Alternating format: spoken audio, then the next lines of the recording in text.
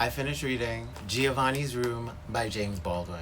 Initially, I read this when I was a teenager and I DNF'd it. At that time, I thought it was boring because what I was looking for was excitement in my stories, and I was looking for stories where it was just like, it was gonna be like sex and drama and, maybe some violence. But, it's just gonna be sex and drama and just a lot of gay shit.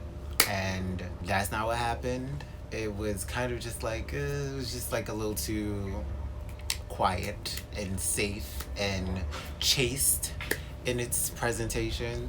So for the book club that I'm a part of, for August, we read it as our book of the month, being that it is James Baldwin's birthday month. I understand why I didn't like it as a teenager. Now I really don't hate it. It's really good. I like the writing. It was very visual. It was very descriptive because that is something that somebody else told me before. Shout out to Carrie. She told me that his writing is very descriptive. He can be very, very wordy and very, but it's not bad wordy. It's poetic and fluid. My fellow book club members really like it. They're quoting it and they love his writing and stuff like that, but I'm just still looking at that no. I don't really like it that much. It's not that popping for me, but it's not bad. It's not like a terrible, terrible book. It's a really good read. But I do get what Jesse of Books and Bow Ties is saying about Giovanni's Room, that it is femophobic. It is very possibly transphobic, very likely transphobic. It is very homophobic as a book. Well, it's not very, very homophobic. It's just very much like the protagonist has very homophobic views, kind of sexist views, very much sexist views. And he's just a basic kind of like an asshole. Some of when Giovanni was calling out David on some of his, I guess, bullshit, I kind of resonated with some of the things that Giovanni was saying, because then I felt like, oh my gosh, I'm kind of seeing a little bit of David, seeing myself in David. And then at times it was because I was just not really, because not really, no. David's got his own set of issues that I'm like, that's not I. Mainly I like the writing. Characters were good. Plot was decent, I guess. I don't know. I was just not... I wanted a little bit more excitement, and I get it. It was the 50s, so things are a little bit more chaste. It's not as steamy and pumping. Not steamy enough. I needed a little bit more I don't know, sweat down your bosom type of stuff. It's undulating bodies. I needed more of that. And it was very fade to black, because they had moments where they were just we fell into each other, and then that scene ends, and then we move on to something else, and I'm just yeah, I get it. Sometimes, less is more, but that wasn't enough. It's good for its dissection of, I guess, gender politics and sexuality politics and race. Well, not so much race, because it's just white men in this story, and I was just girl.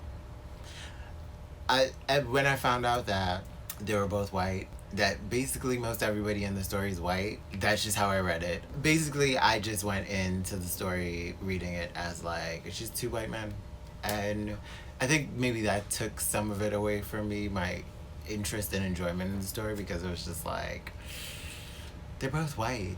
I've kind of read those narratives already. I mean, granted, when I kind of read some of those narratives, they're very circuit party, raves and white parties and doing GHB and getting strung out on drugs and stuff like that, and partying in Providence. What is it, Providence Town? I don't know, whatever that town is that all the gays go to. I think it's in Rhode Island that all the white gays go to go rave and white party. That one.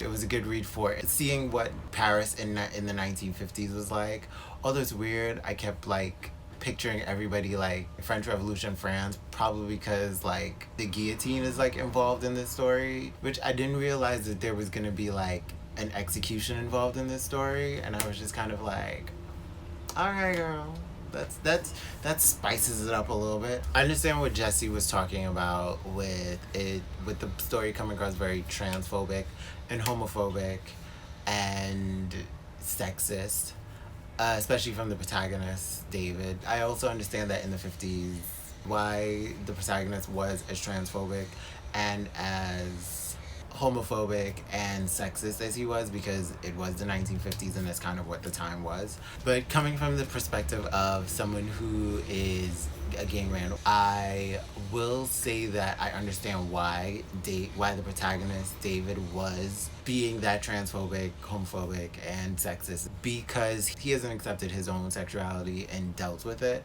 It is a great analysis of someone who is, I guess, coming to terms with their sexuality. Definitely check it out if you like great prose, if you like great descriptive prose that's like still very artful and poetic and smart. I will say he does use a lot of commas in his sentences to break them up, and it gives it a voice, a distinct voice, where you understand the cadence of where it's coming from and you could almost hear the voice of the protagonist in your head.